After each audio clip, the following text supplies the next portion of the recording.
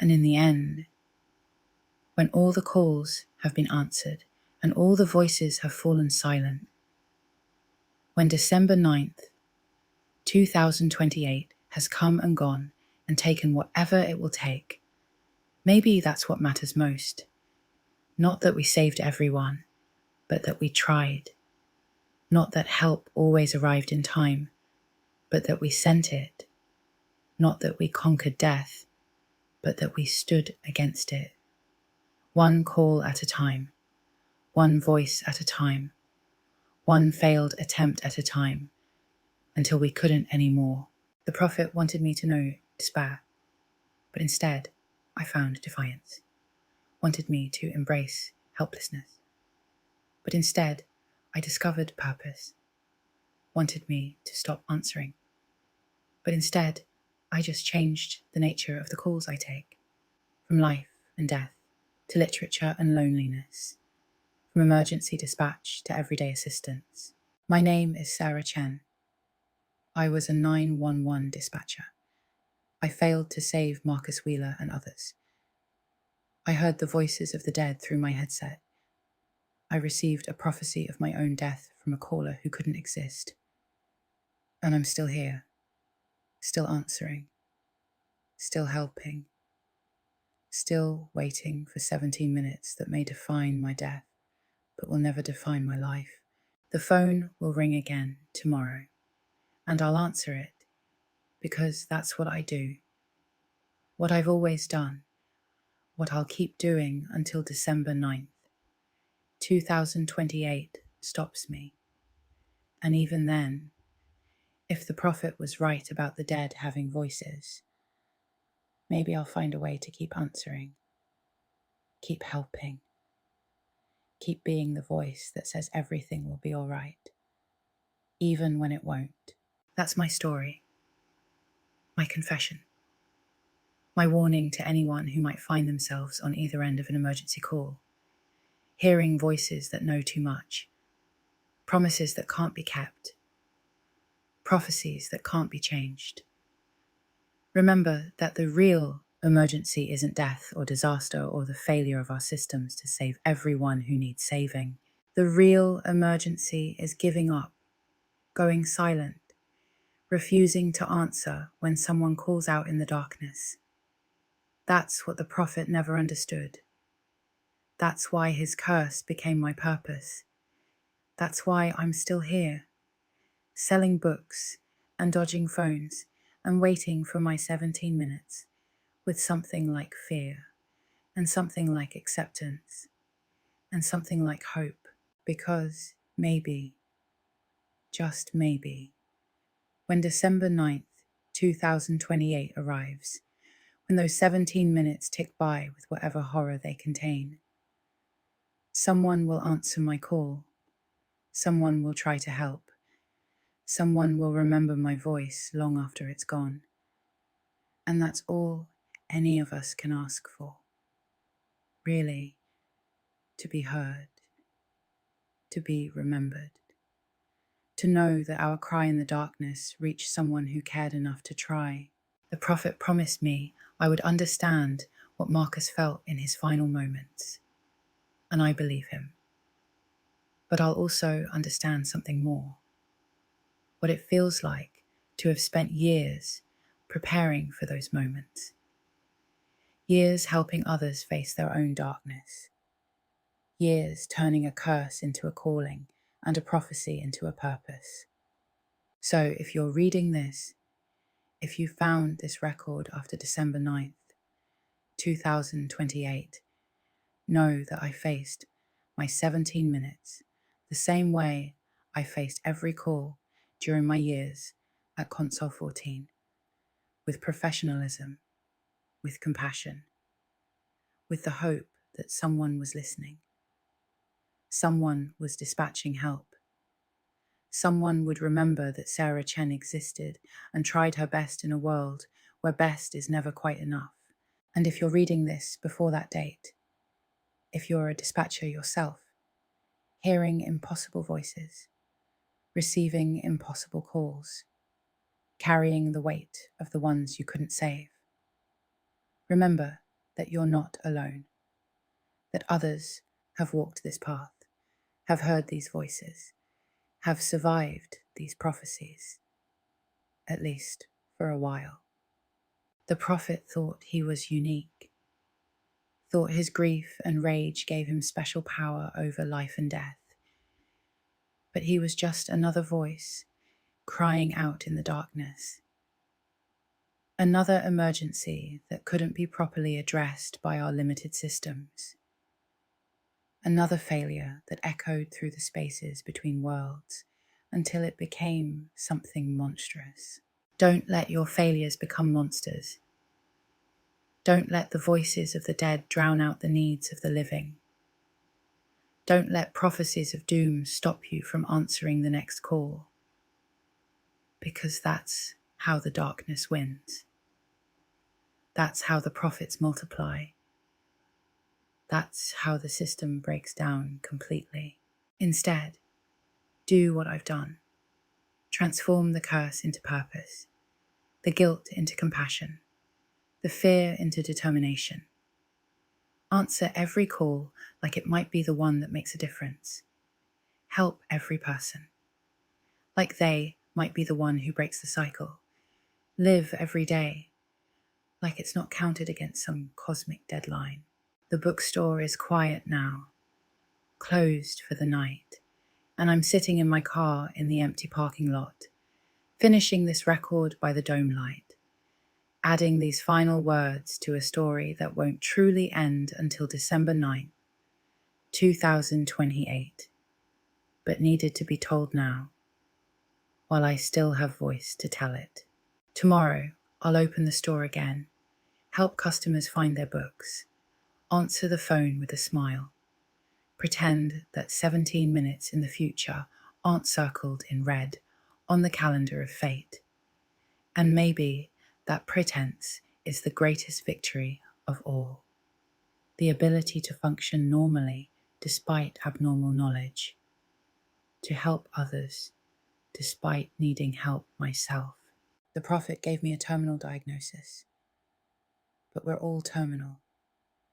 Every one of us counting down to our own 17 minutes, our own final calls, our own moments of truth when we discover whether help arrives in time, or whether we join the voices echoing in the spaces between.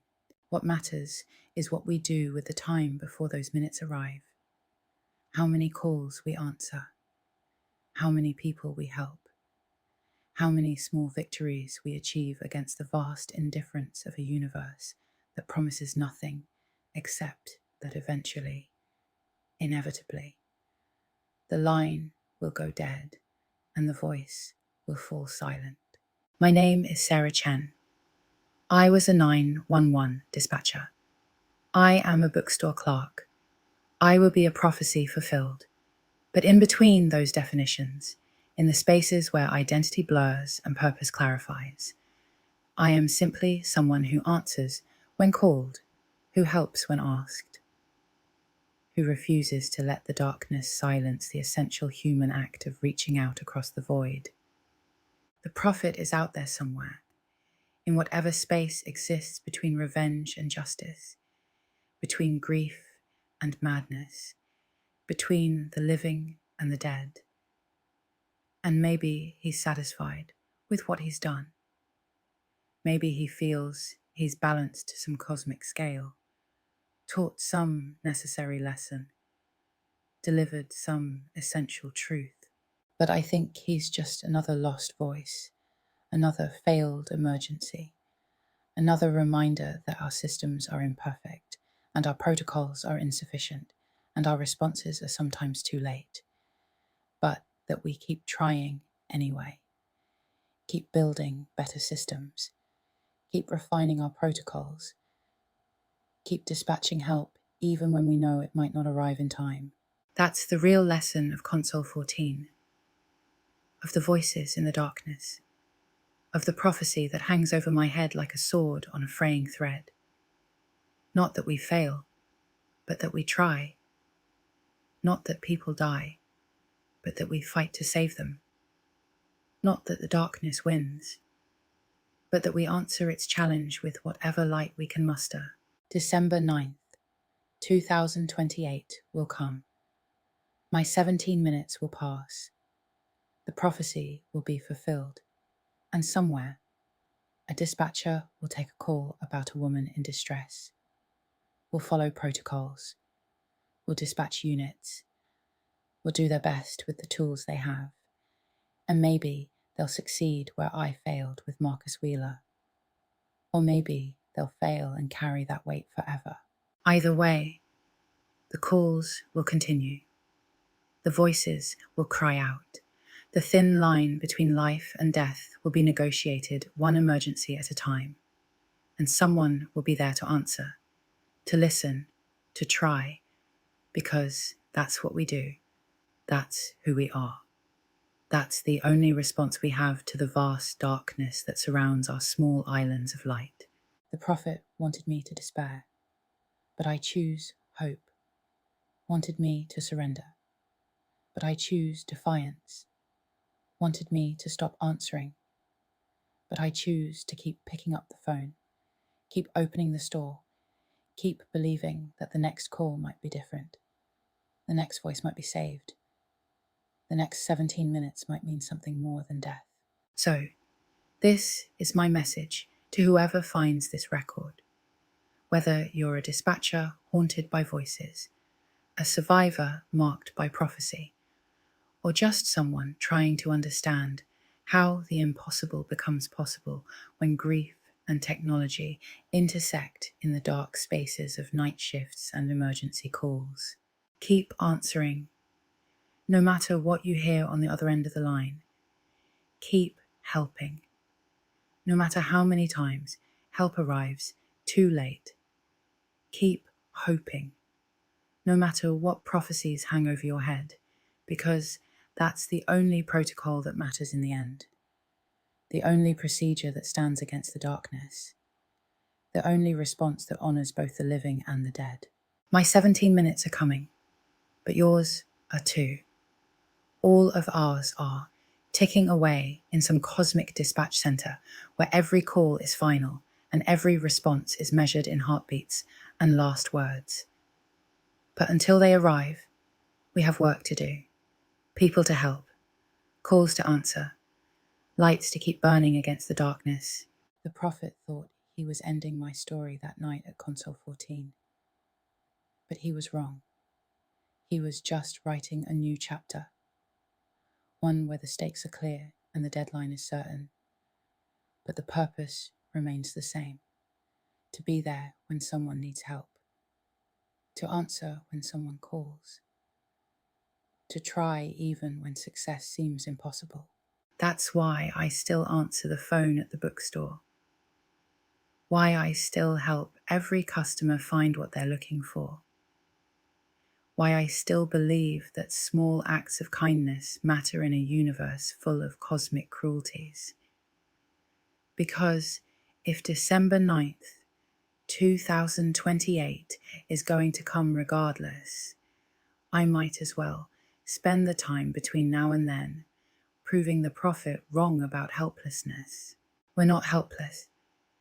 We're just human, limited and flawed and mortal, but also capable of incredible courage, boundless compassion, and the stubborn refusal to stop trying even when we know we'll eventually fail. That's what the voices of the dead taught me. Not that I failed them, but that I tried for them, answered their calls, shared their final moments, carried their memory forward. And that's what I'll do until my own 17 minutes arrive. Carry the voices, answer the calls, help where I can, and trust that someone will do the same for me when my time comes, when I become just another emergency in the night, another test of protocols and response times, another chance for the system to work or fail. The prophet is waiting in whatever space he occupies, counting down to December 9th, 2028, savoring his coming victory, his proof that prophecies can't be changed and fate can't be avoided. But he's forgotten something important. Something I learned in 6 years of taking emergency calls. Sometimes miracles happen. Sometimes help arrives just in time. Sometimes the impossible becomes possible because someone refused to give up, refused to accept the inevitable, refused to let the darkness win without a fight. And while I know the odds are against me, while I accept that 17 minutes are probably set in stone, I also know that uncertainty is the only certainty we really have. So I'll keep living as if December 9th, 2028 is just another date. Keep working as if every day matters. Keep answering as if every call could be the one that changes everything. Because that's the real curse the prophet gave me. Not knowledge of my death, but the challenge to live fully despite it. And I accept that challenge. Embrace it, even, because what else is there? The alternative is to curl up and wait for fate to find me, to let the voices of the dead become louder than the voices of the living, to prove the prophet right about everything. And I can't do that, won't do that, refuse to give him that satisfaction. My name is Sarah Chen, and in some future December, I will spend 17 minutes discovering what Marcus Wheeler felt in his final moments, what all the voices felt when help didn't arrive in time. But until then, I have books to sell, people to help, calls to answer, and a life to live in defiance of prophecy. The prophet thought he was my judge, jury, and executioner, but he was really just another emergency caller, another voice in the darkness needing something I couldn't provide. Another reminder that our reach exceeds our grasp, but we keep reaching anyway, keep grasping anyway, keep trying anyway. And that's how this story ends, not with December 9th, 2028, not with 17 minutes of prophesied horror, but with tomorrow morning, when I'll unlock the bookstore, turn on the lights, answer the phone, and help whoever needs it, because that's what we do. Those of us who've heard the voices, who've received the prophecies, who've been marked by the darkness, we keep answering anyway. We keep helping anyway. We keep living anyway, one call at a time, one day at a time, one small act of defiance at a time, until the voices fall silent, the prophecies are fulfilled, and someone else picks up where we left off, answering the next call, fighting the next darkness, carrying the next burden of voices that will never quite fade away. The prophet gave me 17 minutes to fear, but I've given myself years to live, and in the end, that's the only victory that matters, the only response to prophecy that counts, the only protocol for dealing with fate that actually works. Live fully, help freely, answer always, and trust that when your 17 minutes come, someone will be listening, someone will remember, someone will carry your voice forward into whatever comes next.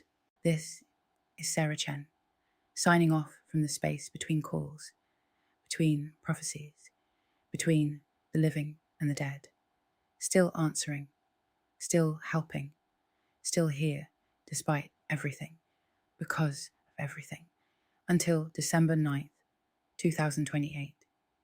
And perhaps, if miracles still happen, even after. The phone is ringing somewhere. It's always ringing somewhere. And someone needs to answer it. Might as well be me. Might as well be now.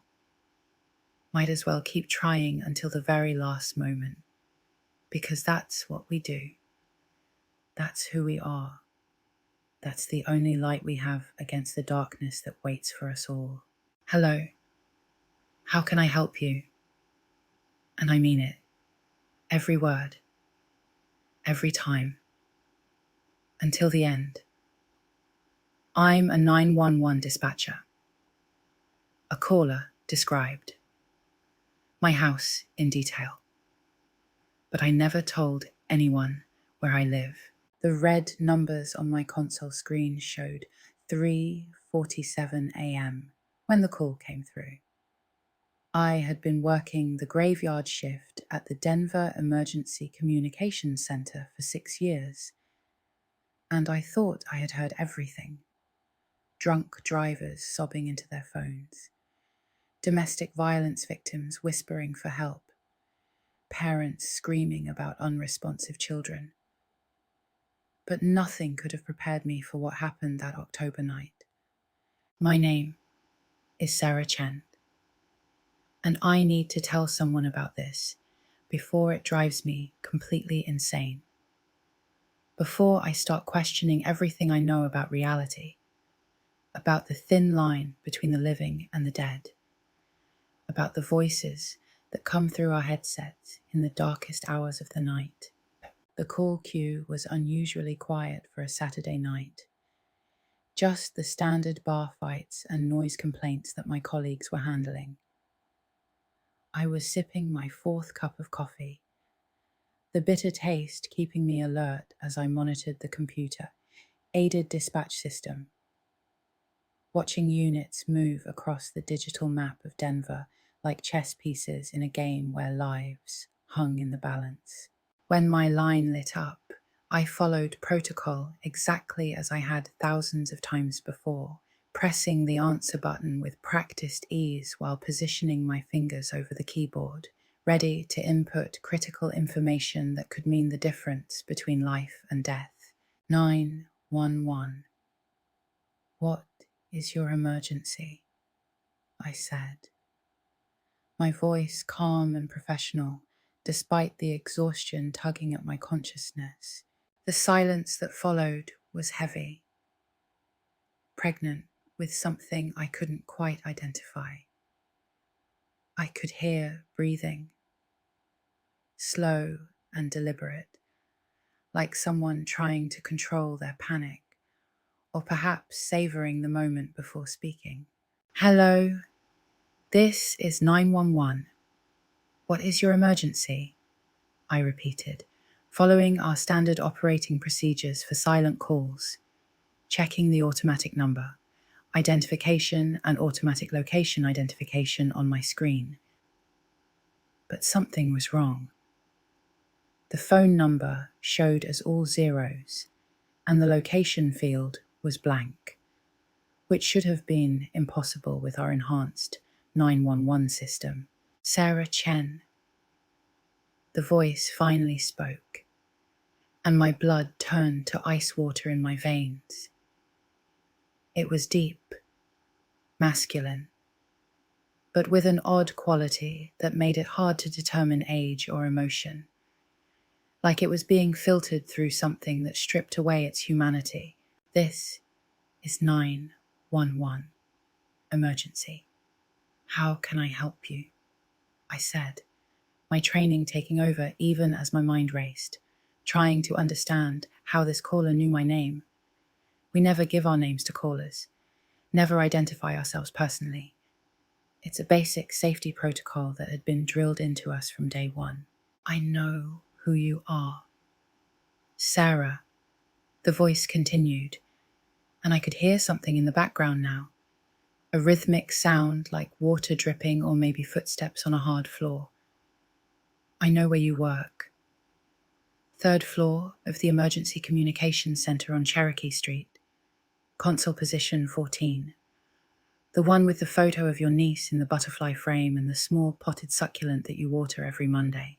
My hand instinctively moved to touch the frame on my desk, exactly as he had described it.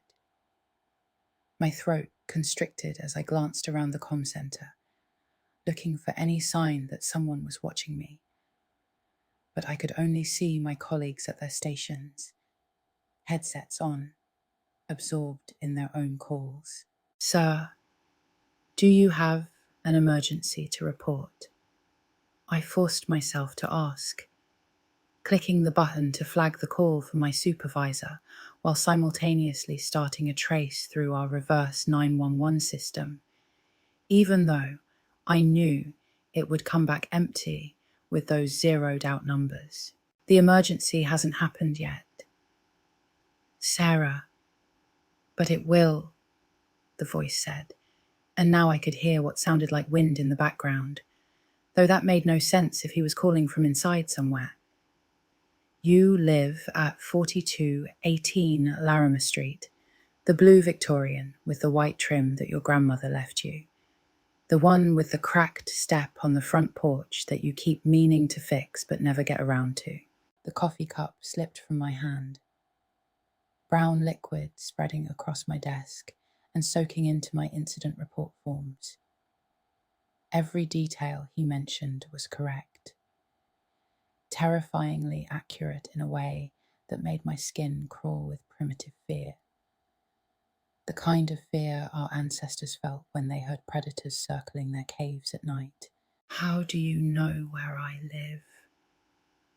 I whispered, abandoning all pretense of professional detachment. Protocol be damned. This was personal now. This was about my safety, my life. I know many things. Sarah, the voice replied, and I thought I could hear amusement now, a dark satisfaction at my fear. I know you double-check your locks 3 times before bed, a habit you developed after the Morrison case 2 years ago, when that woman's ex-husband found her despite the restraining order. I know you keep pepper spray in your purse and a baseball bat under your bed. I know you haven't slept well since you took the call from the little girl hiding in the closet while her father killed her mother in the next room. My supervisor, Mike Hoffman, must have noticed something was wrong because he appeared at my shoulder. His face creased with concern as he plugged his headset into my console to monitor the call.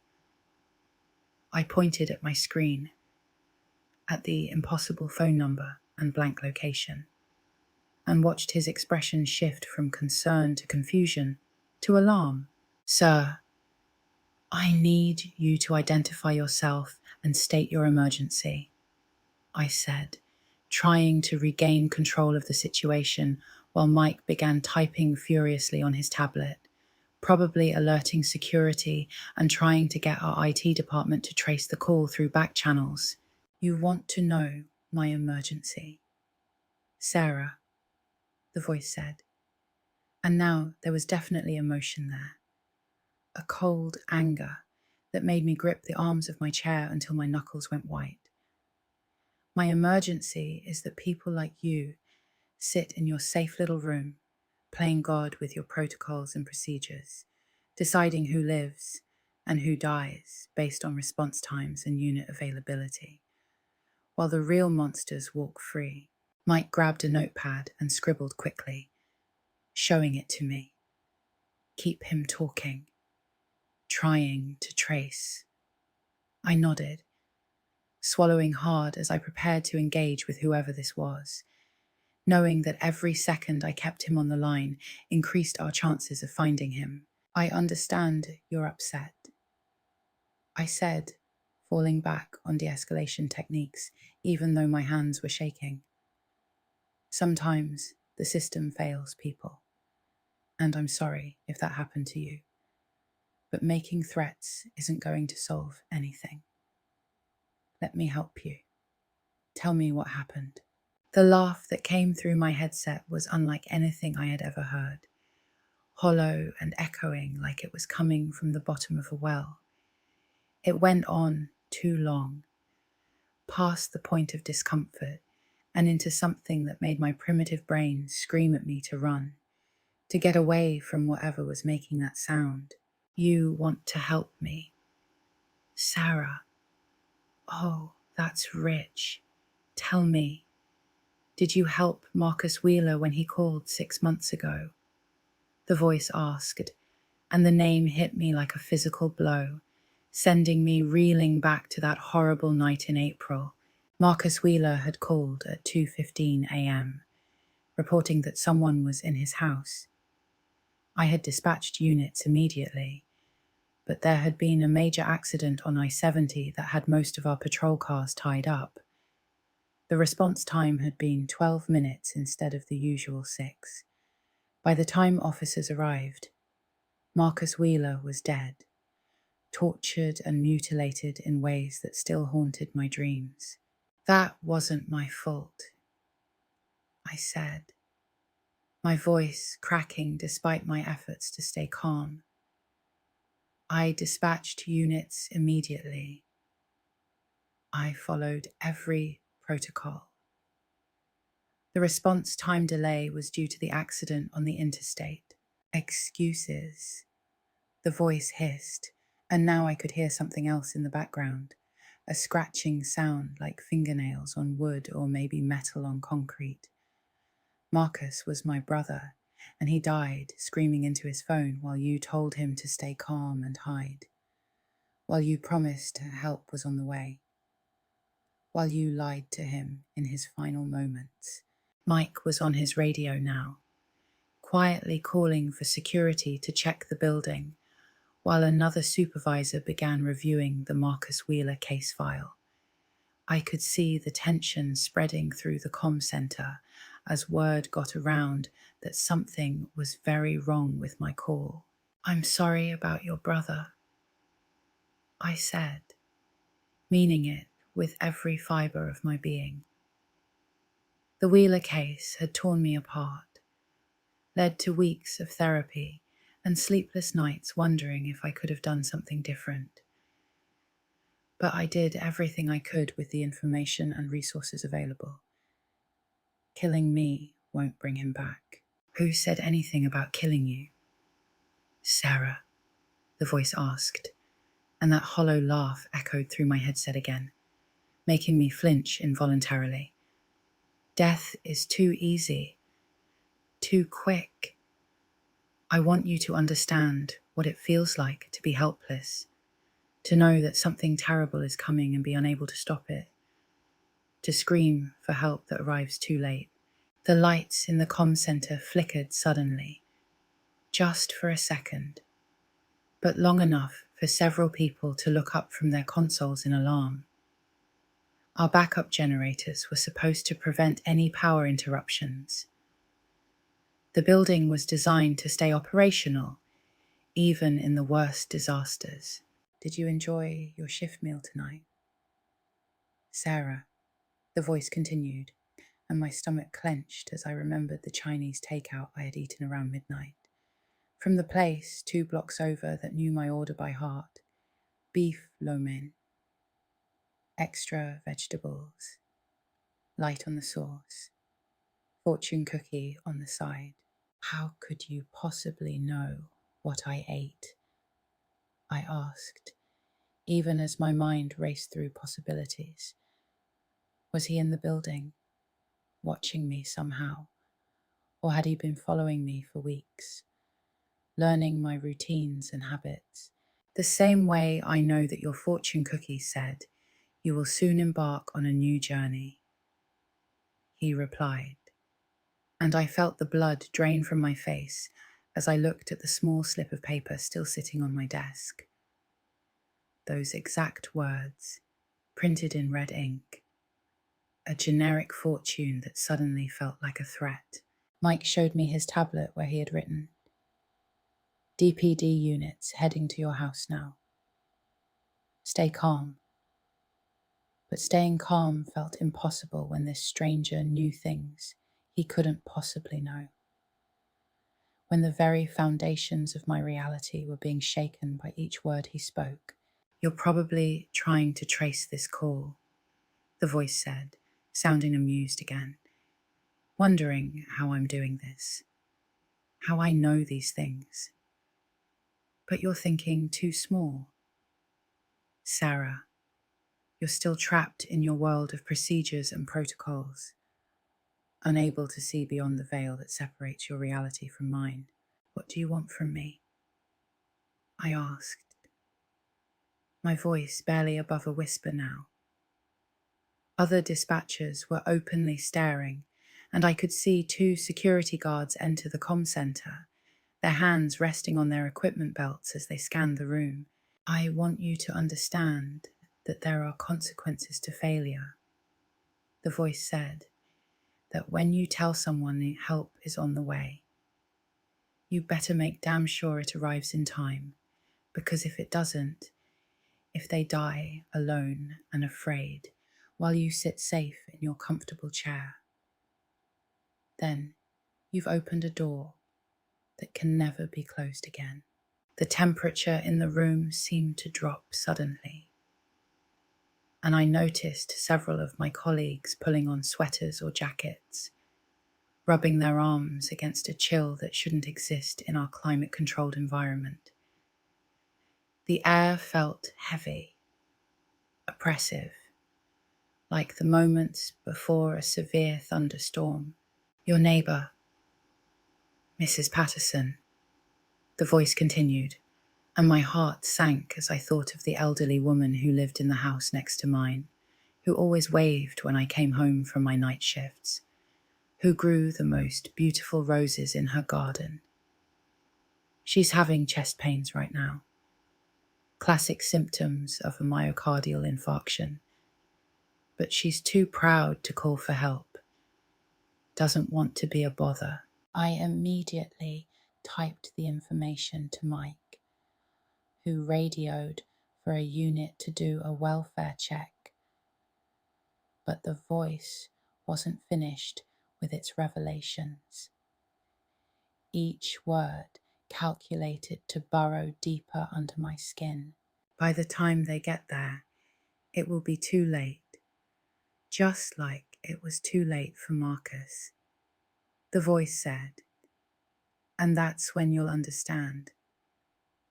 Sarah, that's when you'll know what it feels like to fail someone who needed you, to have all your training and procedures amount to nothing in the face of death. We can send paramedics right now, I said desperately. Just give me the exact address. Let me help her. Please don't let an innocent person die to prove your point.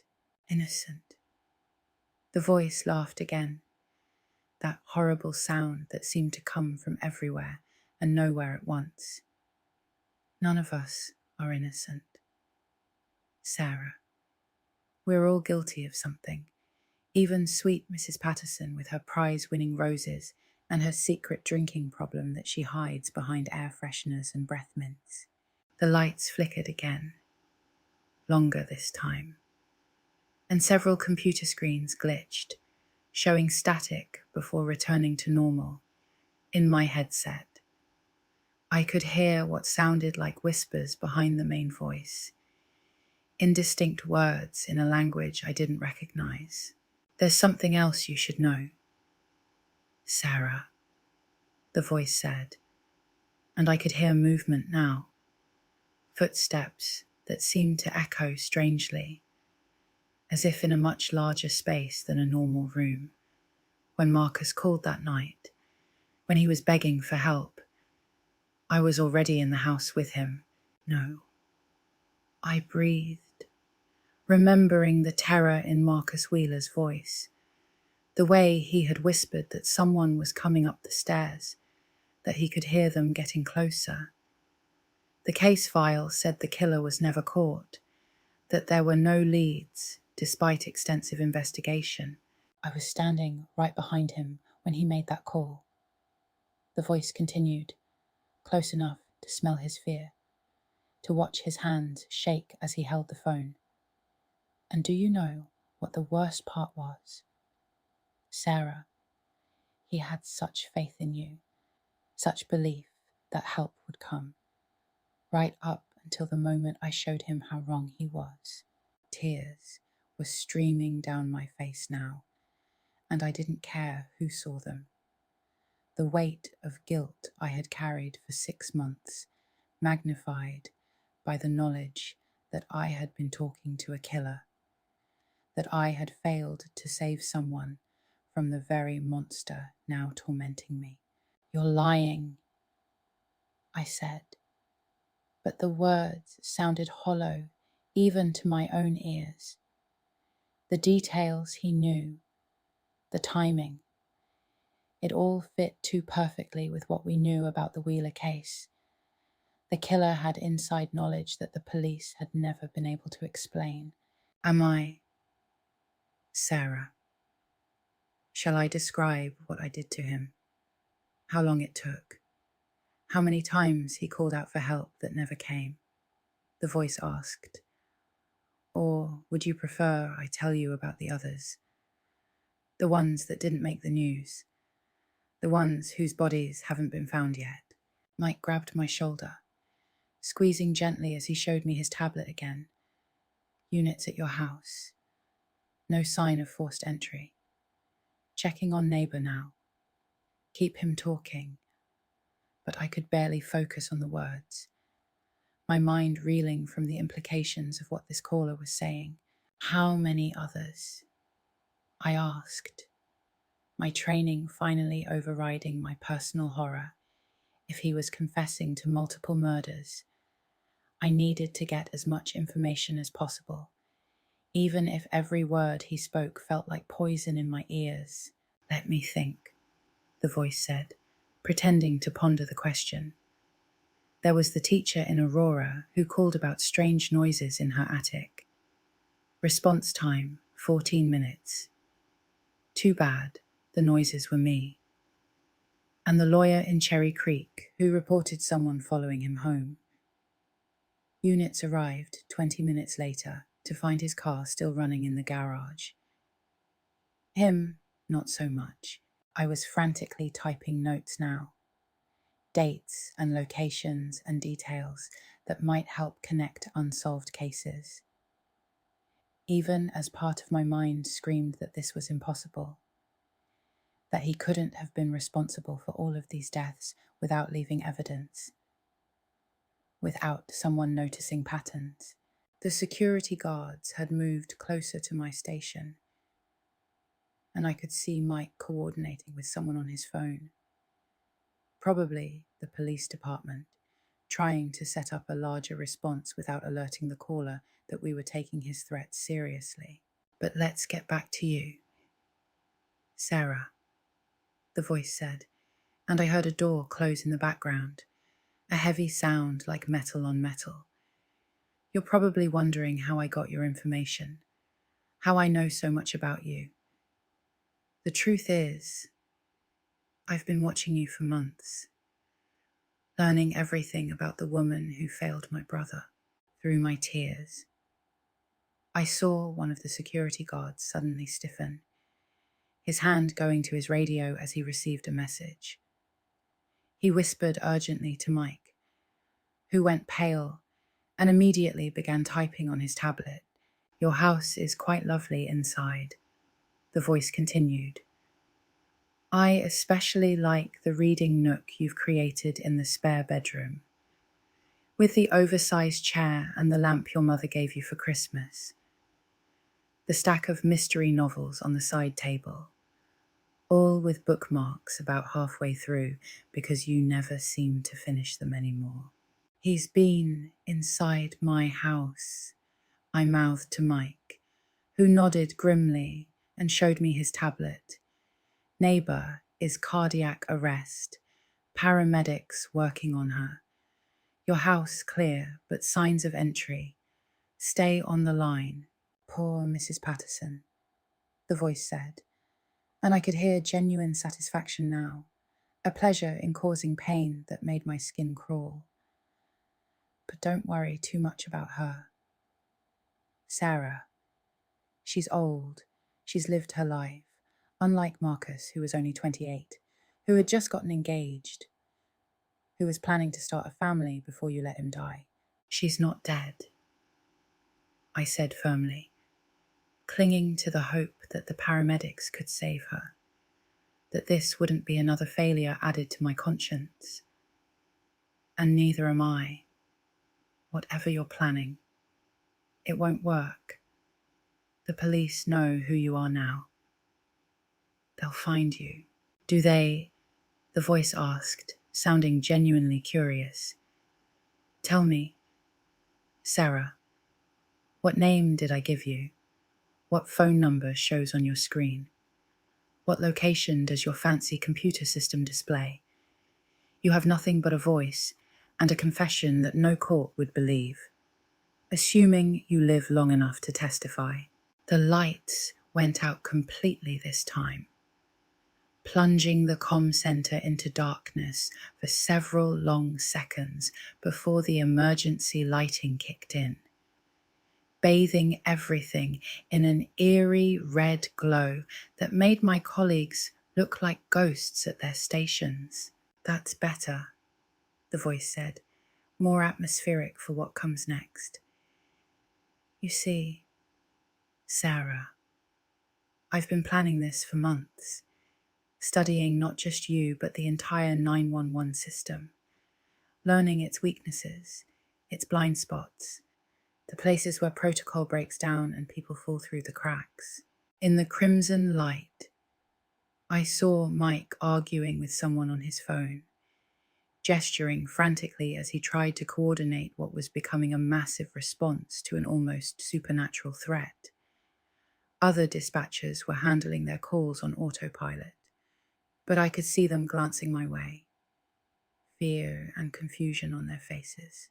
You asked what I want, the voice continued, and I heard what sounded like metal scraping against concrete, tools being moved, or maybe weapons being prepared. I want you to experience what Marcus experienced. That slow realization that help isn't coming. That all the promises of safety and protection are lies we tell ourselves to sleep at night. I'm still here, I said, trying to project strength I didn't feel. Still listening. Whatever you need to say, whatever you think will make this right, I'm here to hear it. How noble. The voice mocked, the dedicated dispatcher staying on the line, even as her world crumbles around her. Tell me, Sarah, do you remember what Marcus said in his final moments? What his last words were before I made sure he couldn't speak anymore? I closed my eyes, the memory flooding back unbidden. Marcus Wheeler's voice getting weaker, more desperate, telling me about his fiancée, asking me to tell her he loved her, begging me to make sure someone fed his dog.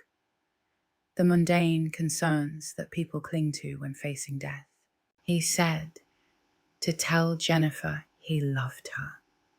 I whispered that he was sorry he wouldn't make it to their wedding, that she should wear the dress anyway because she looked beautiful in it. Very good, the voice said. You were listening, even as you failed him, even as you let him die. You at least gave him the courtesy of hearing his final words. But there's something else, something that didn't make it into your official report. My blood ran cold as I realized he was right. There had been something else.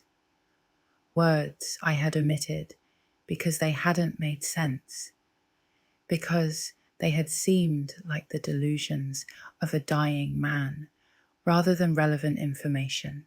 He said he could see through the walls. I admitted, my voice barely audible even in the unnatural quiet of the emergency lit comm center, that everything was becoming transparent, that he could see things moving in the spaces between. Now we're getting somewhere, the voice said, and I could hear triumph now, a sick satisfaction at forcing me to confront what I had dismissed. Marcus was special. Sarah. He could see things others couldn't, perceive the true nature of reality. And in his final moments, The veil lifted completely, showing him wonders and horrors beyond imagination. "This is insane," I said, even as I remembered the certainty in Marcus Wheeler's voice, the way he had described impossible things with the clarity of someone seeing them with their own eyes. "Whatever you think happened, whatever you believe, it doesn't justify what you're doing." "Justify?" The voice laughed again, that horrible sound that seemed to bend reality around it. "I don't need justification. Sarah, I need understanding. I need you to know that when someone calls 911, they're not just reporting an emergency. They're opening a door, creating a connection between worlds. And sometimes things come through that door that your protocols can't handle." Mike was at my shoulder again, showing me his tablet where he had written, "Mrs. Patterson stabilized, heading to hospital. Your house surrounded. SWAT on standby." But the reassurance felt hollow when faced with an enemy who seemed to exist outside normal parameters. "Let me tell you what's going to happen now." "Sarah," the voice said, and I could hear movement again, purposeful steps, like someone preparing for a final act. "In exactly 6 minutes, your relief dispatcher will arrive for shift change. Sandra Martinez, single mother of 2, drives a blue Honda Civic that needs new brake pads." "How do you know about Sandra?"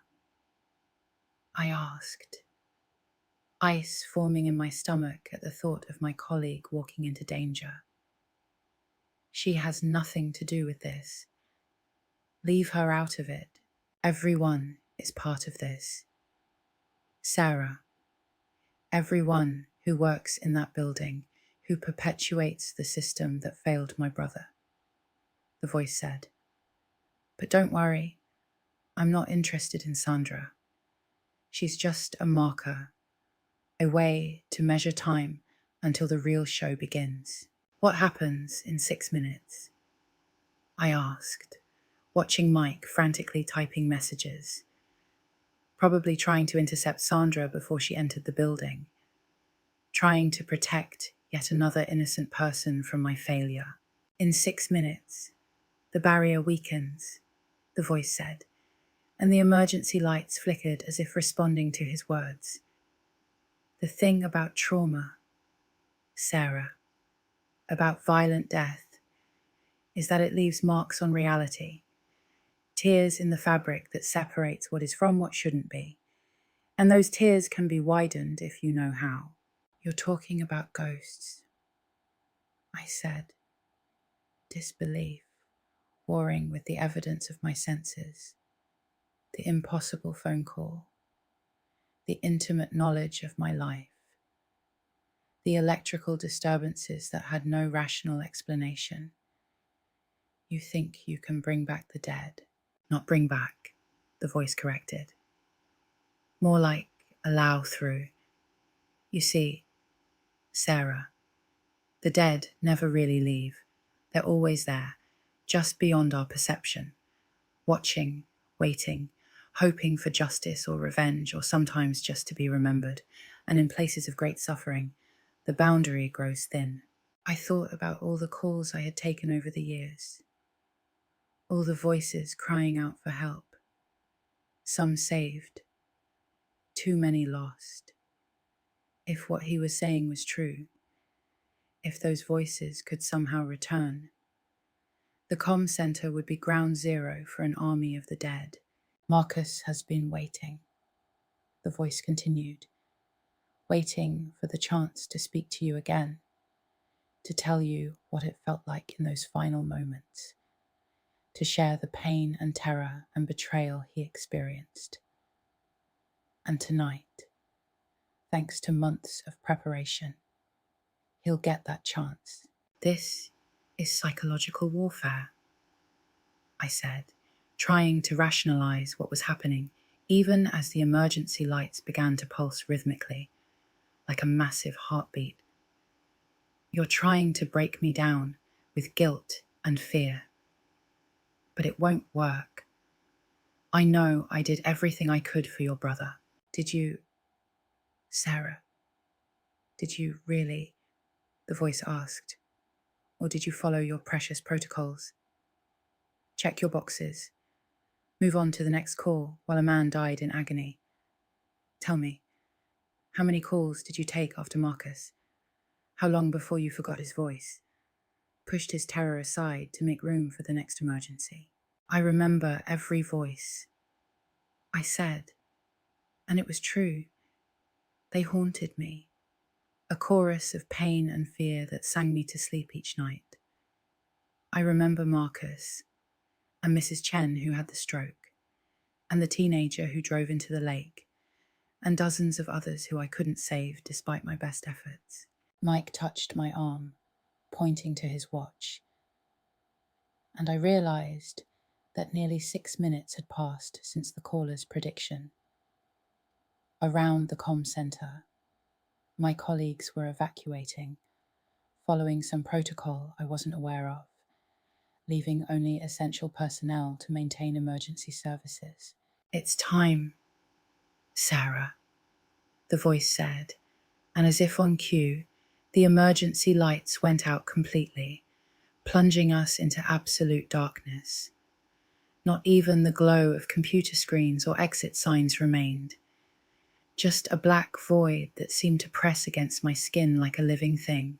Then the voices started, whispers at first, barely audible through my headset, but growing stronger with each passing second, and with a sick feeling of recognition. I realized I knew them. Every voice was someone I had failed to save. Every whisper a final plea for help that had gone unanswered. Sarah, please. They're coming up the stairs. That was Marcus.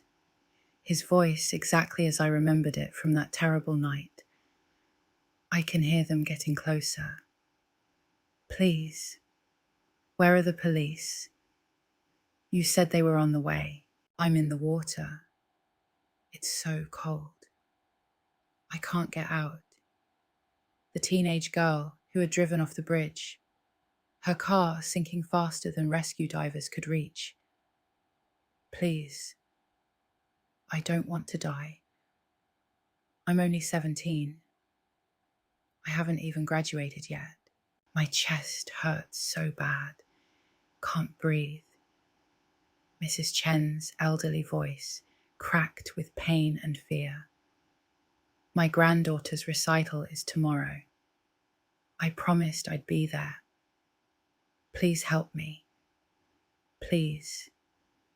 Make it stop hurting. They came in waves, voice after voice, each one a dagger of guilt and regret.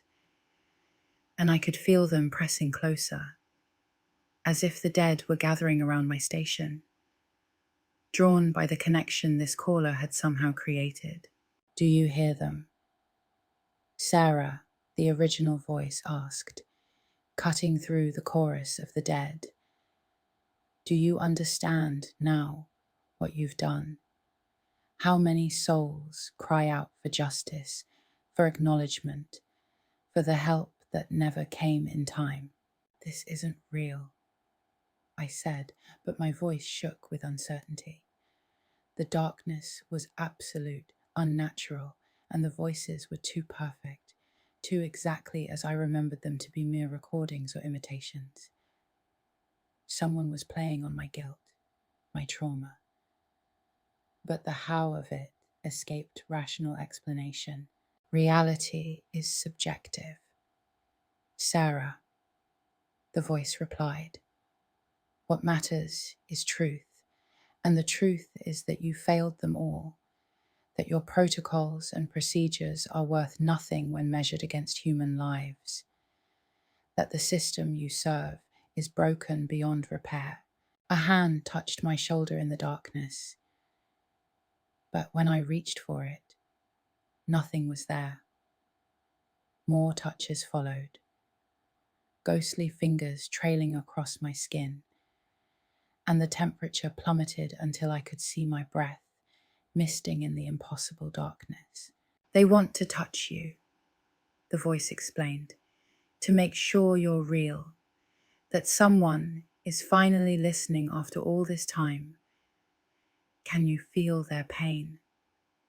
Sarah, can you understand what it's like to die alone and afraid while someone promises help that never arrives? Stop this, I pleaded, tears streaming down my face as the voices grew louder, more insistent, each one a reminder of my failures, my limitations, the inherent inadequacy of any system trying to hold back death and disaster.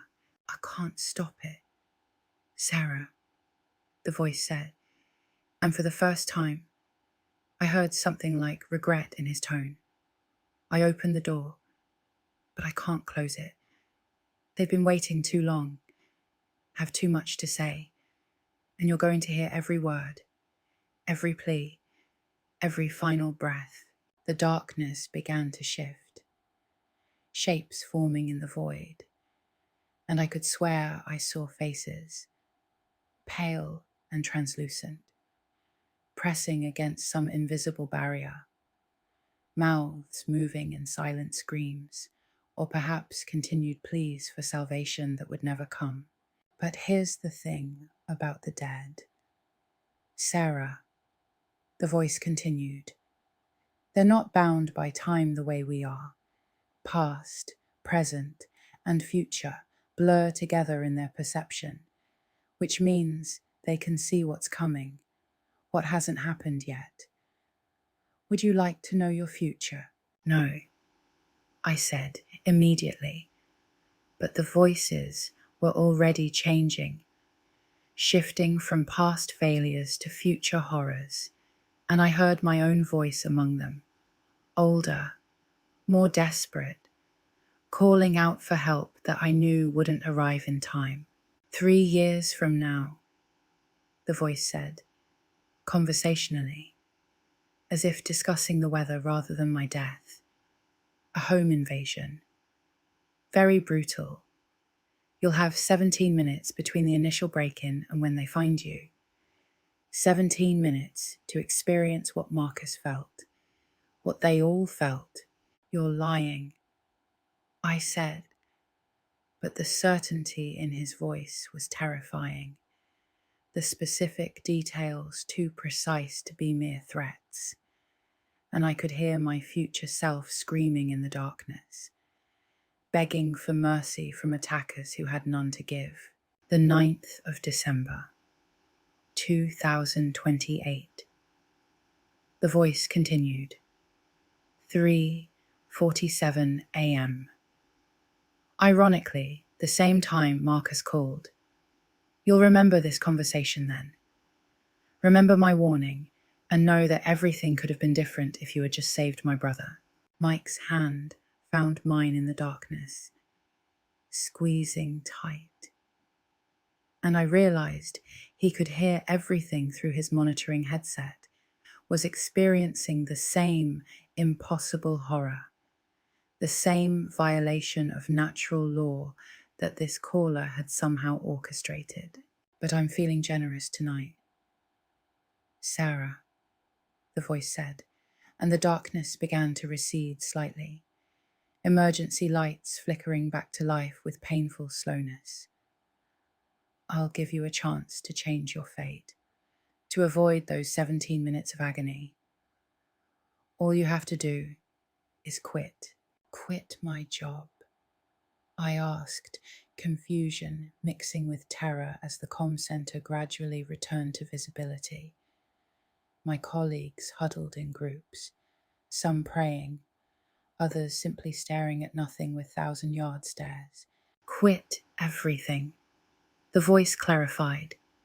Leave Denver, leave emergency services, find a nice, quiet job where your decisions don't determine who lives and who dies, where your failures don't echo through eternity. Do that, And maybe the future I've shown you doesn't come to pass. I can't just abandon people who need help, I said, even as the offer tempted me. The thought of escaping this nightmare, of never again hearing someone die while I sat helpless at my console. But I knew I couldn't live with myself if I walked away. Then you've chosen your fate, the voice said, and I heard disappointment now, as if he had genuinely hoped I would take his offer. Remember this night, Sarah. Remember that you had a chance to save yourself and chose not to take it, just like you chose protocols over people when my brother needed you. Wait, I said, sensing the call was about to end. At least tell me your name. Give me something to help catch you, to prevent you from doing this to anyone else. My name. The voice laughed one final time, that horrible sound that would haunt my dreams forever. I gave up my name when Marcus died, when I realized that identity is just another illusion, another protocol we follow to make sense of chaos. But if you need something to call me, you can use the name your colleagues will whisper when they talk about tonight. The Prophet. The line went dead with a click that sounded like a door slamming shut, and suddenly I could breathe again, as if a physical weight had been lifted from my chest.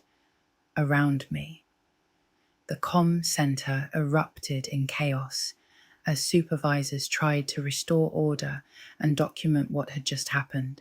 Mike pulled me from my chair, wrapping me in a blanket I didn't remember anyone bringing.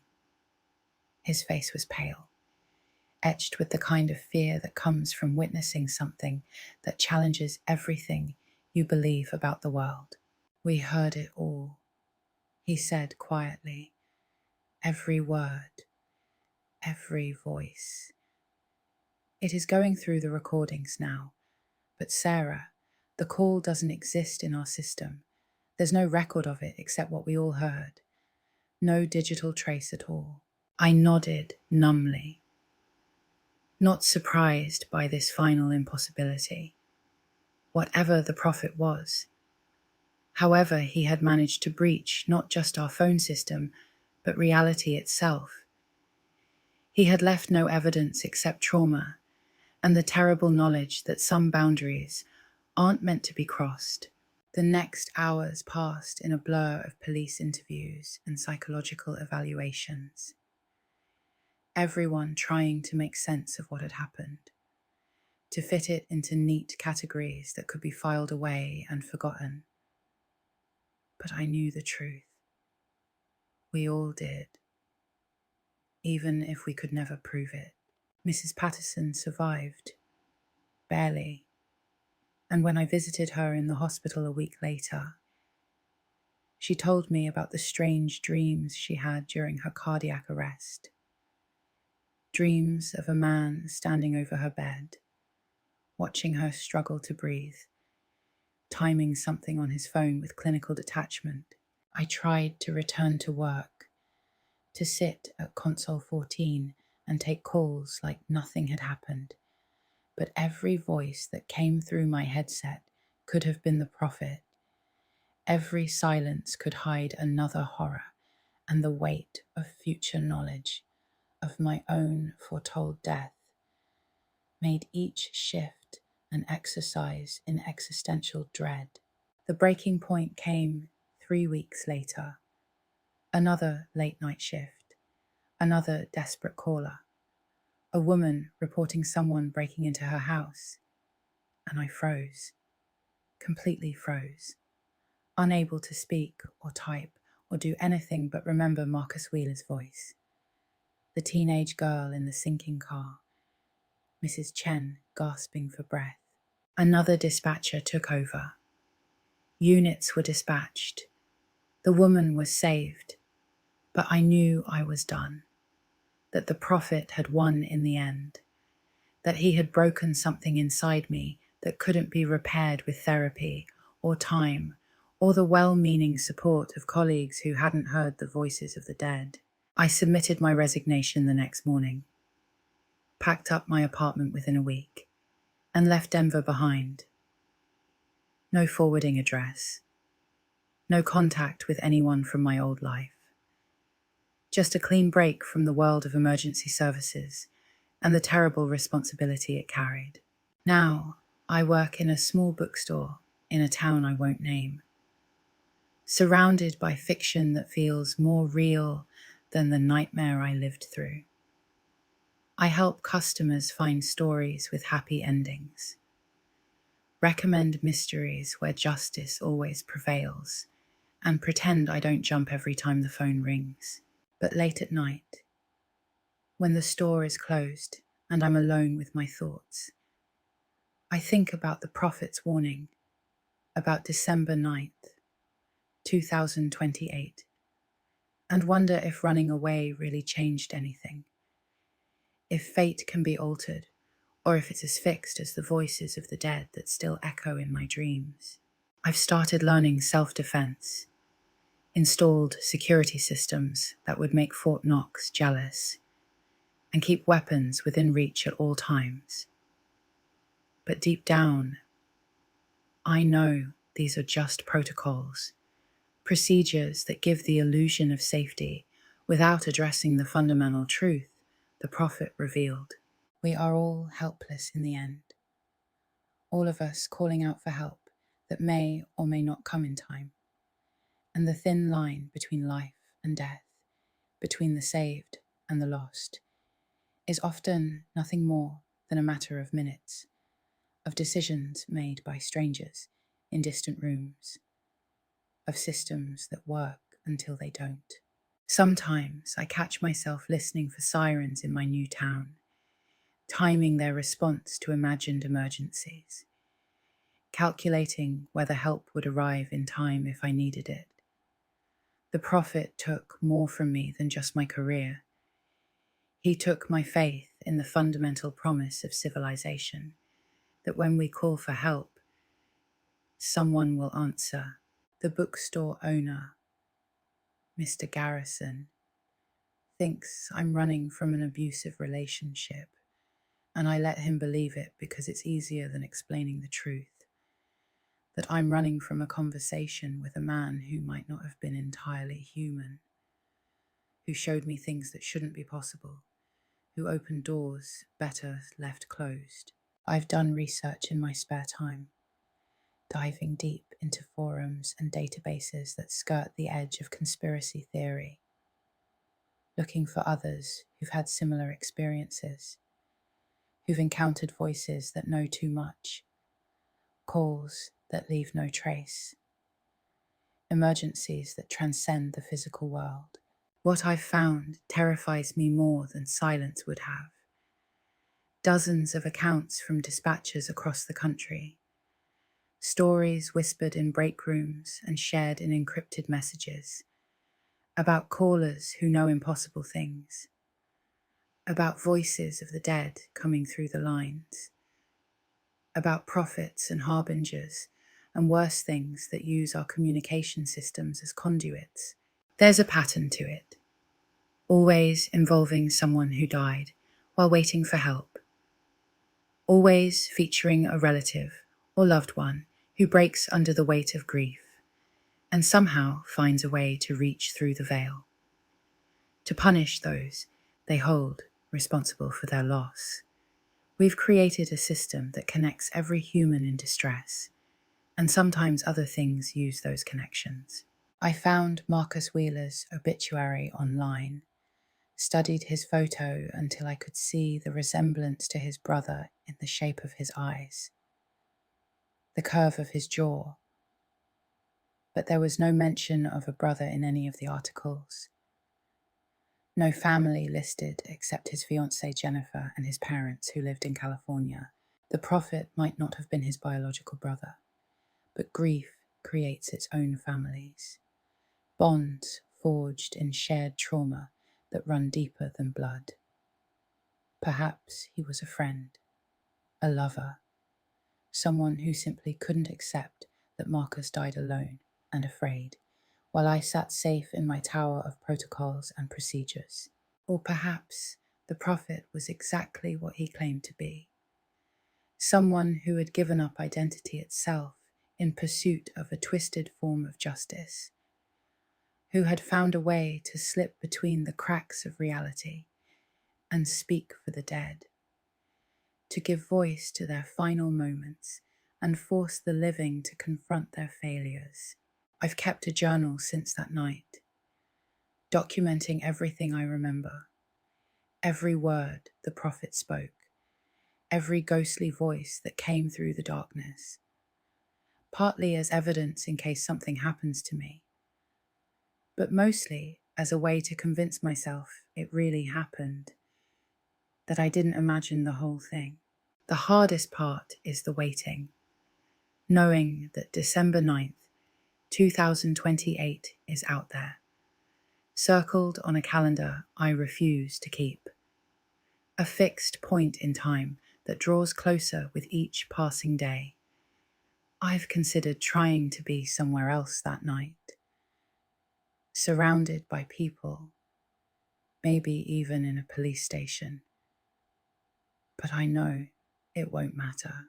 If the prophet could reach through phone lines and manipulate reality itself, physical distance and security measures are meaningless. He gave me a prophecy, not a warning, a glimpse of an unchangeable future as punishment for my unchangeable past. And all I can do is wait for it to arrive. Sometimes I dream about calling 911 myself that night, creating a loop where I'm both caller and dispatcher, victim and failed savior. But in my dreams, no one answers, just an endless ringing that sounds like laughter, like the prophet's voice echoing through empty rooms and abandoned protocols. I've thought about reaching out to my old colleagues, warning them about what might be out there, but I know how it would sound, how quickly I'd be dismissed as another burnout case who couldn't handle the pressure. And maybe they're right. Maybe the prophet was just an elaborate breakdown, my mind's way of processing years of accumulated trauma. But then I remember the darkness, absolute and unnatural, the voices of the dead speaking in perfect clarity, the touch of invisible hands, and the cold that defied physics. And I know that what happened was real as the calls I used to take, as the lives I failed to save. The bookstore has become my sanctuary, a place where the only emergencies involve paper cuts and late deliveries, where the phone brings order requests instead of screams for help, where I can pretend that the world makes sense and follows rules that can't be broken by grief or rage or whatever dark knowledge the prophet possessed. Mr. Garrison lets me work the evening shifts alone, trusting me with the register and the responsibility of closing up. He doesn't know that I triple check every lock, that I've memorized every exit and hiding spot, that I keep a charged phone and a weapon within reach at all times, habits that will probably prove useless when the time comes. I've become an expert at spotting others like me, the ones who've seen too much, heard too much, been touched by something that left invisible scars. They come into the bookstore sometimes, drawn to sections on philosophy and metaphysics, searching for answers in ancient texts and modern theories about the nature of reality. We recognize each other without speaking, a shared look that says more than words ever could. And sometimes I wonder if the prophet did this to others, if there's a scattered brotherhood of broken dispatchers and first responders out there, all counting down to their own personal apocalypses, all carrying the weight of futures they can't change. The worst part is the guilt that comes with survival. Every day I live is a day Marcus Wheeler didn't get. Every breath I take is stolen from someone who died waiting for help. The prophet ensured I would carry that knowledge forever, that I would never be free from the voices of the dead. Even in my self-imposed exile, I still help people when I can. Small acts of kindness that feel like penance, walking elderly customers to their cars, calling for help when someone falls, staying with a child who got separated from their parents until they're reunited. But it never feels like enough, never balances the cosmic scales the prophet showed me. There are moments of peace, brief respites where I can lose myself in the simple pleasure of organizing books or helping someone find the perfect gift, where the past feels distant and the future abstract. But they never last long, always shattered by a siren in the distance or a phone ringing with particular urgency. I've started writing a book about my experience, disguising it as fiction, changing names and places, but keeping the essential truth intact. If I can't prevent my fate, maybe I can at least leave a record, a warning for others who might encounter their own prophets, their own glimpses behind the veil. The manuscript is hidden in a safety deposit box, along with my journal and what little evidence I could gather. Instructions to publish it if something happens to me. A final message in a bottle thrown into an ocean of disbelief, hoping someone, somewhere, will understand what I've tried to convey. Sometimes, late at night, I dial the first 2 digits of 911, my finger hovering over the final one, tempted to make the connection, to see if the prophet is listening, if he has more to say, more horrors to reveal. But I always stop, always pull back from that edge, knowing that some doors should remain closed. I wonder about the prophet himself, whether he found peace in his revenge or if he's trapped now, caught between worlds like the voices he commanded, doomed to spend eternity in the space between life and death, between call and response, a ghost in the machine of our emergency systems. The irony isn't lost on me that I've become exactly what I used to counsel callers against: paranoid, isolated, jumping at shadows and waiting for violence that may or may not come. But knowing it's coming, having a specific date and time, makes it impossible to move forward, to build any kind of normal life. I've considered hiring someone to protect me on that night, bodyguards or private security. But explaining why I need protection from a prophecy delivered by a phone call that doesn't exist in any records would be impossible. And besides, if the prophet could manipulate reality itself, what good would human guards do? My therapist, the one I saw briefly before leaving Denver, said that trauma can manifest in strange ways, that our minds can create elaborate scenarios to help process survivors' guilt and professional burnout. She prescribed medication I never filled, recommended treatments I never pursued, because pills can't cure what I experienced. The seasons change outside the bookstore windows, spring to summer to fall, each one bringing me closer to my appointment with fate. And I mark the time, not in months, but in calls not taken, emergencies I'm not part of, lives I'm neither saving nor failing to save in my careful bubble of ordinary existence. I keep a photo of Marcus Wheeler in my wallet, printed from his obituary, a reminder of the life that started this chain of events, the death that opened whatever door the prophet walked through.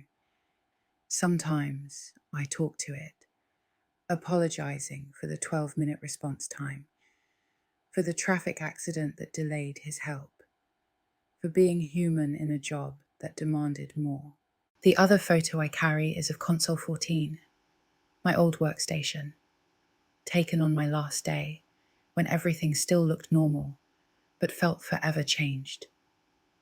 A monument to a life I can never return to. A career destroyed, not by bullets or knives, but by words spoken through a headset in the dark. Mr. Garrison asked me once why I always tense up when emergency vehicles pass by, why I count the seconds until their sirens fade, and I told him a partial truth, that I used to work in emergency services, that old habits die hard. He nodded like he understood. But how could he? How could anyone who hasn't been on both sides of those desperate calls? I've become an amateur expert on the occult, reading everything from ancient grimoires to modern paranormal research, trying to understand how the prophet did what he did, how he breached the barriers between worlds and made the impossible mundane. But the answers elude me, lost in myth and metaphor and midnight theory. The closest I've come to understanding involves the concept of liminal spaces, the thresholds between states of being where normal rules break down, and what could be more liminal than the moment between life and death, the space between a call for help and its answer, the pause between hope and despair, where anything might slip through. There's a regular customer, an old professor who comes in every Tuesday for philosophy books, who once told me that reality is nothing more than consensus, a shared agreement about what's possible and what isn't, and that sometimes, when enough people believe something strongly enough, consensus can shift.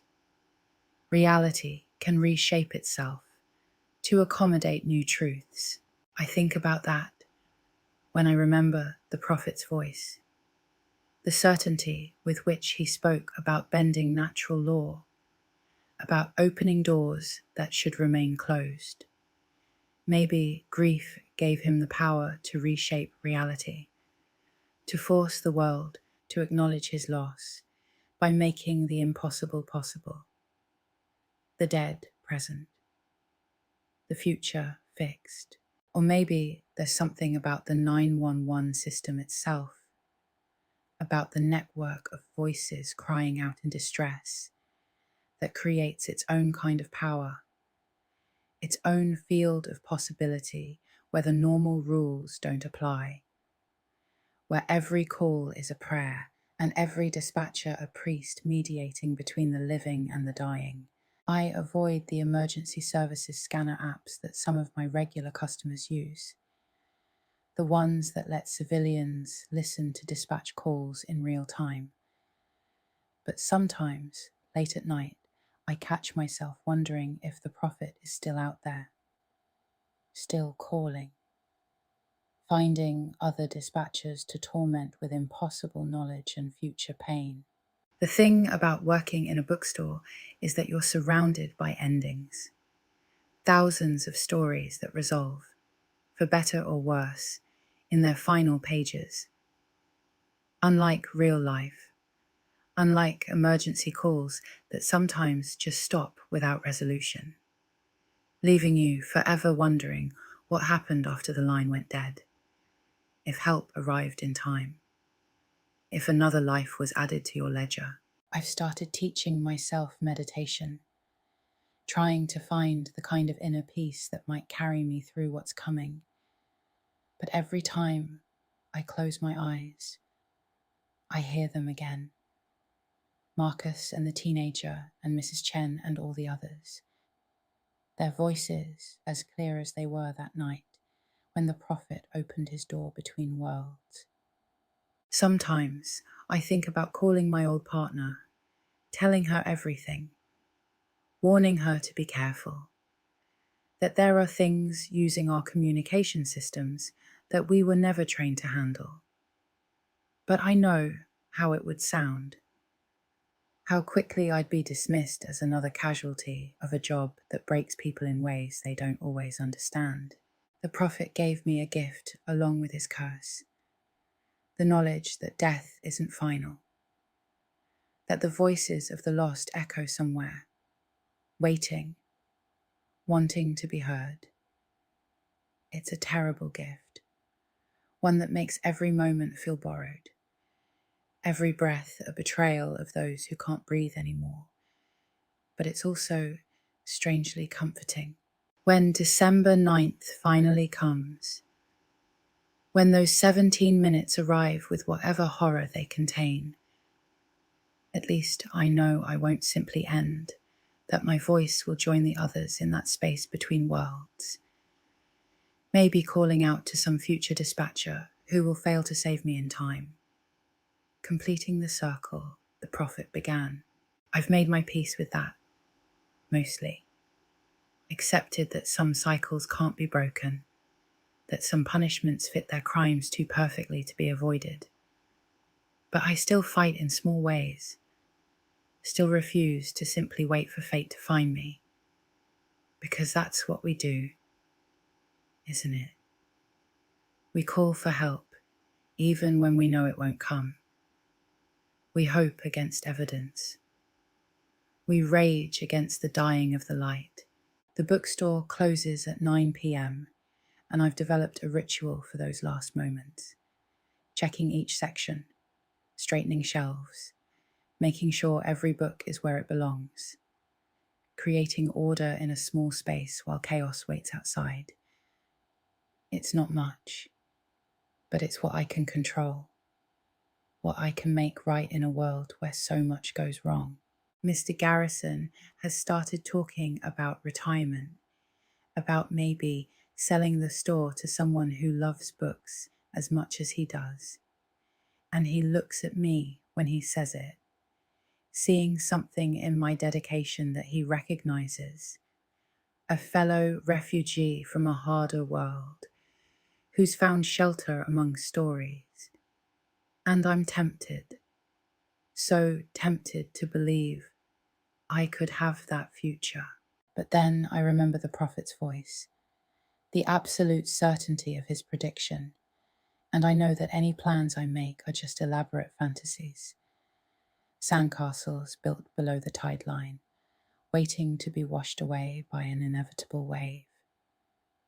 Still, I nod and smile and let him dream his dreams of succession, because what else can I do?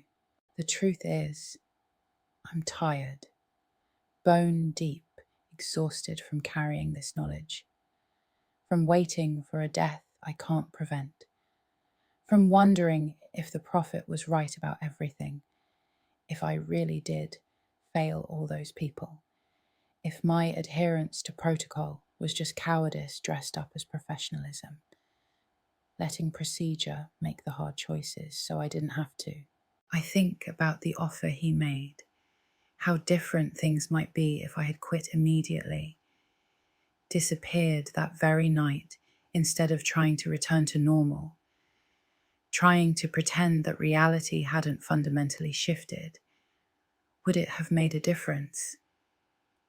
Or was my fate sealed the moment I took Marcus Wheeler's call? The moment I became part of his story? There's no way to know. No cosmic customer service line to call for clarification on prophecies delivered by impossible voices. So I continue my routine, selling books, avoiding phones, counting down to a date that grows closer with each sunset. Each sunrise I'm probably not meant to see, but do anyway, stubborn to the end. The prophet wanted me to understand what it feels like to be helpless, to know doom is coming and be unable to stop it. And he succeeded beyond his wildest dreams, because I live it every day, every hour, every moment colored by the knowledge that December 9th, 2028 waits for me like a spider in its web. But here's what the prophet didn't understand, what he couldn't know from his place between worlds. We're all living under that shadow, every one of us. We all have an appointment with death penciled in somewhere. We just don't usually know the date.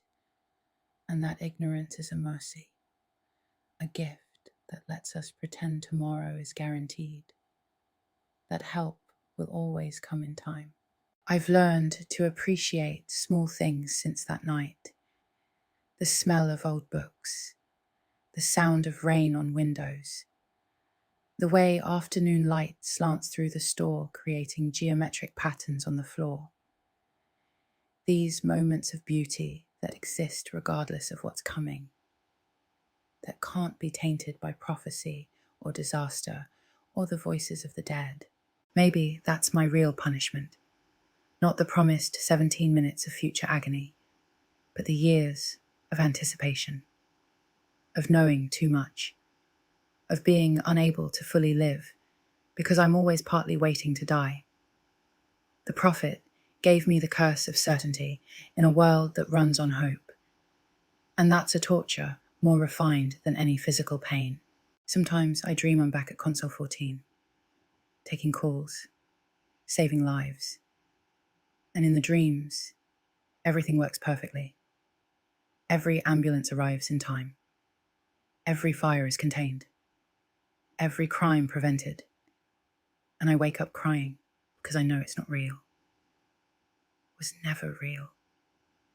That the system is flawed and people die, and all we can do is try our best with broken tools. The journal I keep has grown to multiple volumes now, filled with thoughts and fears and observations about the thin places where reality bends, about the voices that slip through, about the price we pay for building a network that connects every human scream. I wonder sometimes who will read it, if anyone will believe it, if it will matter at all. But I write anyway, because that's what humans do.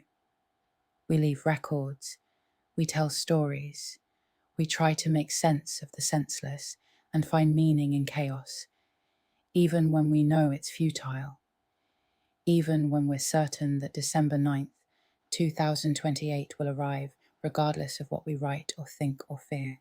The prophet thought he was teaching me a lesson about failure, about the weight of responsibility and the cost of systematic inadequacy. But what he really taught me was that we're all connected, the living and the dead, the saved and the lost, all of us crying out in the dark, hoping someone hears, someone answers, someone cares enough to try. So I keep living, keep working, keep pretending that tomorrow matters. Because what else is there? The alternative is to let the prophet win completely, to give up and wait for death, like Marcus waited for help that came too late. And I can't do that, won't do that, even if resistance is ultimately meaningless. The bookstore is quiet now, evening settling over the shelves like dust. And I have 3 more hours until closing.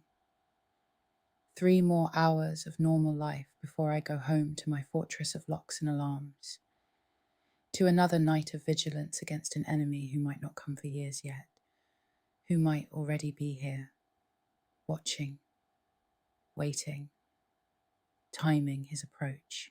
But for now, there's a customer looking for a mystery novel, something with a happy ending where justice prevails and the good guys win. And I can help with that, can guide them to stories that make sense, where cause leads to effect and effort brings reward, where when someone calls for help, it always, always arrives in time. It's a lie, of course, a beautiful lie we tell ourselves to get through the day. But as I hand over the book and see the customer smile, I think maybe some lies are worth telling, worth believing, worth defending against the dark truth the prophet revealed, because without them, without hope and faith and the promise of rescue, what's the point of calling out at all? The phone rings suddenly, shattering my thoughts, and for a moment, I'm frozen, transported back to console 14 with the prophet's voice in my ear. But it's just Mr. Garrison calling to check on things, to make sure I'm all right alone in the store. And I tell him, yes, everything's fine.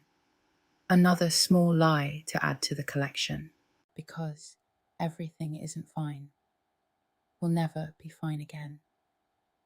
But I've learned to function anyway, to smile at customers and recommend books and pretend that December 9th, 2028 is just another date on an infinite calendar, that the voices of the dead don't echo in every silence. That help might actually come in time if we just follow the right protocols. The prophet gave me 17 minutes to look forward to. 17 minutes of knowing exactly how Marcus felt, how they all felt in their final moments. And part of me is almost grateful for the precision of it, for knowing it won't be 18 minutes or 16, just 17, counted out in heartbeats and screams and the distant sound of sirens arriving too late.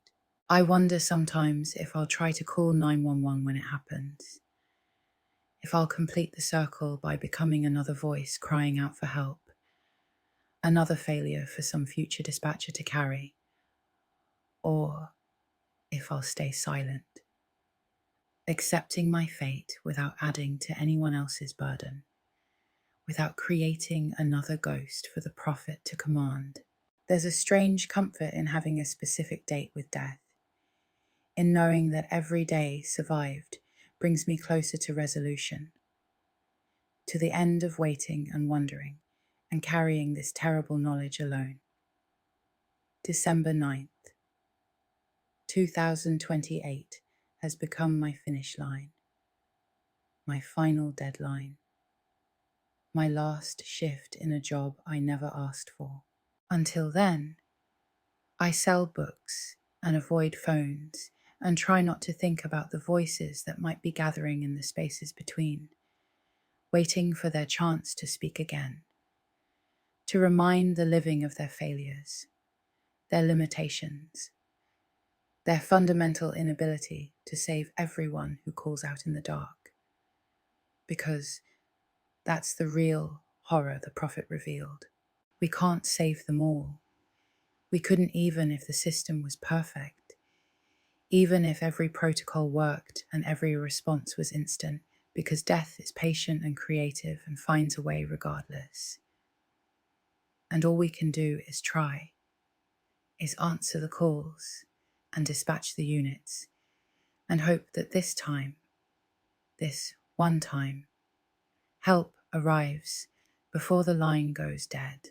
But sometimes, on quiet nights, when the bookstore is empty and the phone hasn't rung in hours, I let myself believe that maybe the prophet was wrong, that maybe the future isn't as fixed as he claimed, that maybe December 9th, 2028 will come and go like any other day, leaving me alive and confused and grateful for the cosmic accounting error.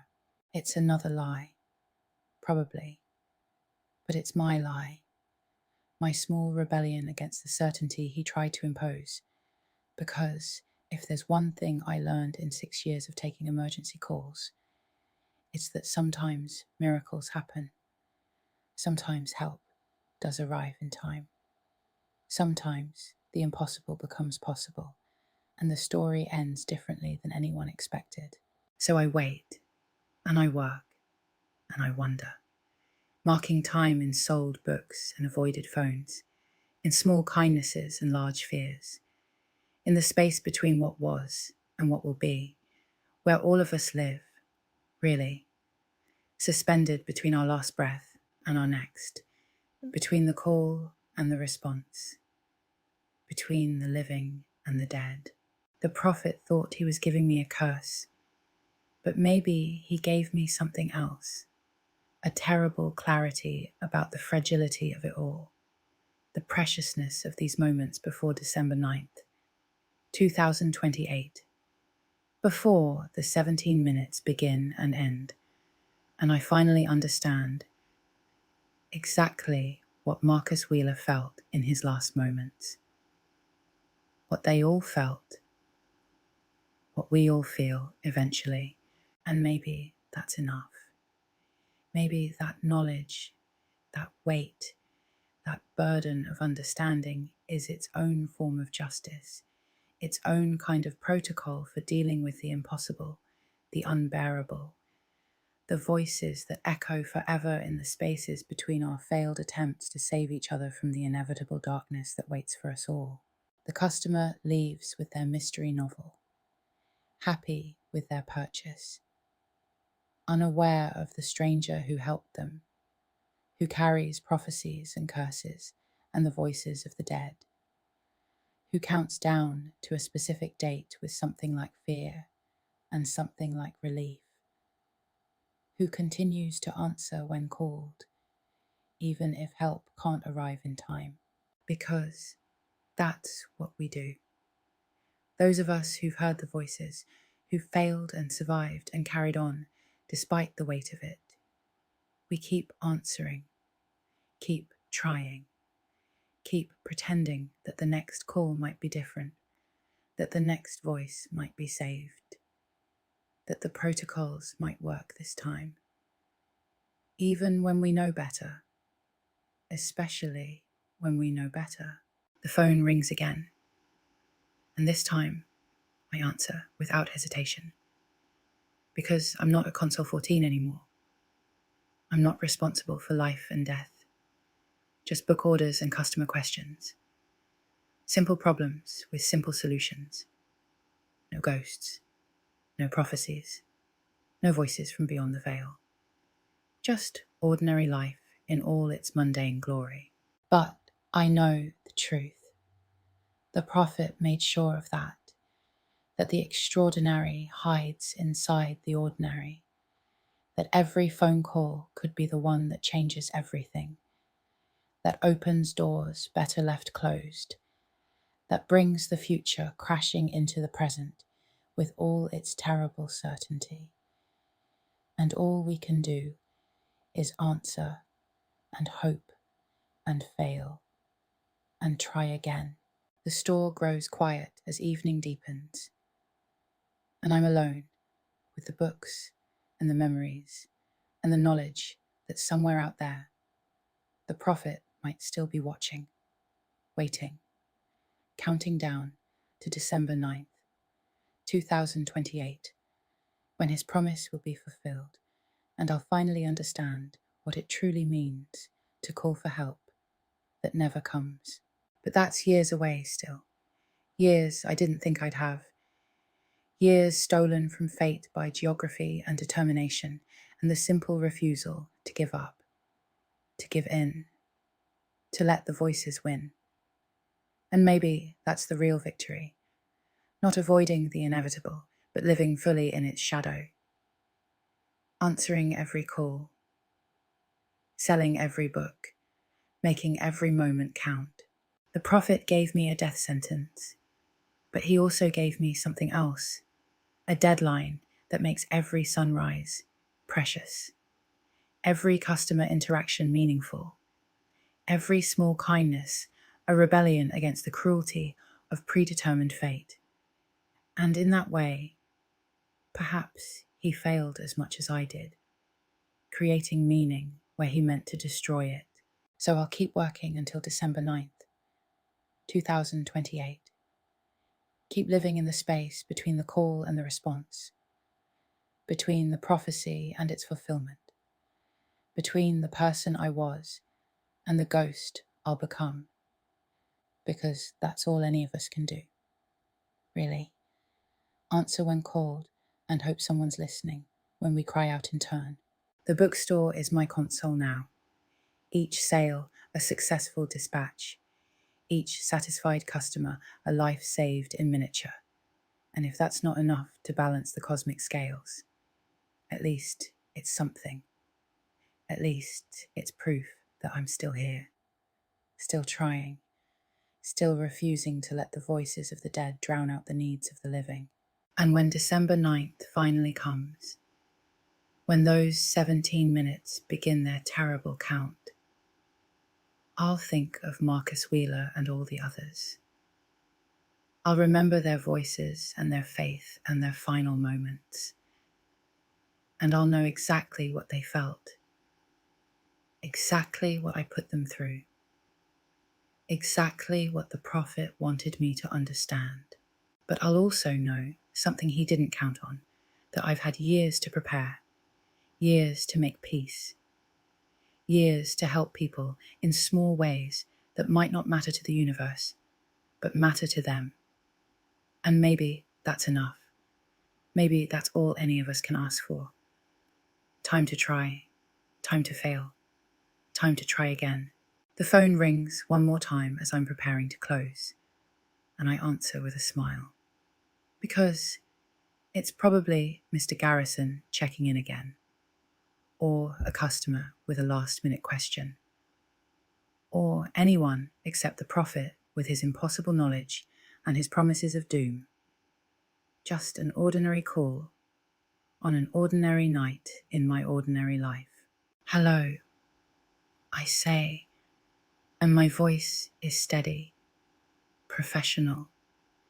The voice of someone who's answered thousands of calls and will answer thousands more before December 9th, 2028 arrives with its 17 minutes of truth.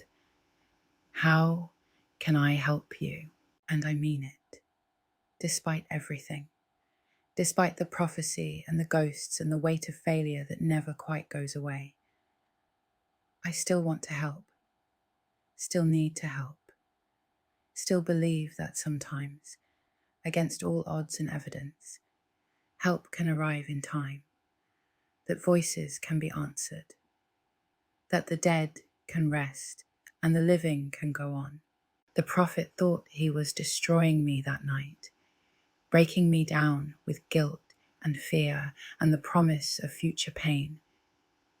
But instead, he transformed me, shaped me into someone who understands the true weight of every call for help, the sacred responsibility of being the voice on the other end of the line, the one who answers when everything is falling apart. I'm not a dispatcher anymore, not in any official sense, but I'll always be one in my heart, in my bones, in the part of me that counts sirens and times responses and carries the voices of everyone I couldn't save. The prophet made sure of that, carved it into my soul with his impossible call and his terrible truths. So, I work in my bookstore and wait for my fate and try to make the time between count for something, anything, everything, because that's the only answer I have to the prophet's challenge, the only protocol I've developed for dealing with prophecies and ghosts and the knowledge that help doesn't always come in time. We keep answering anyway. We keep trying anyway. We keep hoping anyway, because the alternative is silence, is giving up, is letting the darkness win. And I've heard too many voices crying out in that darkness to ever stop listening, ever stop responding, ever stop believing that the next call might be different. The customer on the phone needs a book gift wrapped, a simple request with a simple solution. And I'm happy to help, happy to be part of their ordinary emergency, their mundane crisis that can actually be solved. And as I take down the details, I think about all the calls I've answered, all the voices I've heard, all the ways we reach out to each other across the dark. December 9th, 2028 will come. The 17 minutes will pass. The prophecy will be fulfilled. But until then, I have books to sell and customers to help and small ways to make the world a little better, a little brighter, a little less likely to produce more prophets seeking vengeance for failures they can't forgive. And maybe that's enough. Maybe that's all any of us can do. Answer the calls we're given, help where we can, and hope that when our own 17 minutes come, someone will be listening. Someone will care. Someone will remember our voice long after the line goes dead and the sirens fade and the silence returns. The bookstore closes. Another day survived. Another step closer to my appointment with fate. And I lock the doors carefully, checking 3 times just like the prophet said I would. Because some habits run too deep to break. Some fears too real to ignore. Some prophecies too specific to forget. But I also smile as I walk to my car, because I helped people today, in small ways that the prophet would probably mock, but that matter to me, matter to them, matter in the grand accounting of who we are and why we're here, and what we do with the time between the call and the response. December 9th, 2028 is coming, but so is tomorrow, and the day after, and all the days between now and then, filled with possibilities and choices and chances to answer when someone calls, to be the voice in the darkness that says, help is on the way, even when we know it might not arrive in time. The prophet gave me a curse disguised as knowledge, showed me the future to poison my present, but I've turned it into something else, a reminder that every moment matters, every connection counts. Every answered call is a small victory against the vast indifference of fate. So I'll keep answering until I can't anymore. Keep helping until the 17 minutes begin. Keep believing that sometimes, despite all evidence to the contrary, despite the prophet and his terrible truths, help does arrive in time. Miracles do happen, and the voices calling out in the darkness are heard by someone who cares enough to try. That's my protocol now. My procedure for dealing with prophecies and ghosts, and the weight of all the voices I carry. Not the ones from the official manual I used to follow, but the one written in scar tissue and sleepless nights, and the stubborn refusal to let the darkness win. Answer the call. Do your best. Accept the outcome. Repeat until December 9th, 2028. It's not much of a battle plan against fate, but it's mine, and I'll follow it to the end, through every ring, every plea, every chance to make a difference, however small, because the prophet was wrong about one thing. We're not helpless, not completely, not as long as we keep answering, keep trying, keep refusing to let the silence swallow the voices that cry out for help. We might fail. We might arrive too late. We might face our own 17 minutes of reckoning, but at least we answered the call. And in the end, when